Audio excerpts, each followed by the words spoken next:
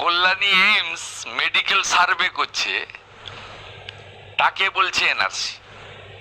অর্থাৎ উনি এই এনআরসি বলে 21-এ ফায়দা পেয়েছেন, কনসলিডেশন করেছেন, এবং 24-এও কনসলিডেশন করেছেন, 26-এও তিনি কনসলিডেশন করতে চান।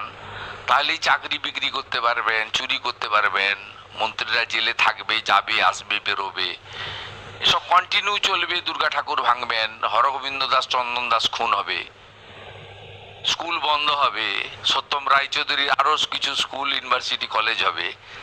8,200 স্কুল বন্ধ হয়েছে, এরপরে 16,200 স্কুল বন্ধ হবে।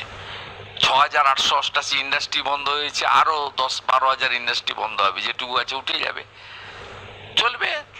এই তো আসল জিনিস। চুরির লাইসেন্স রিনিউয়াল করব, পরিবারবাদকে এগিয়ে নিয়ে যাব, নিজে রানী আছে, এরপরে ভাইপোকে রাজা করব, এই তো এজেন্ডা।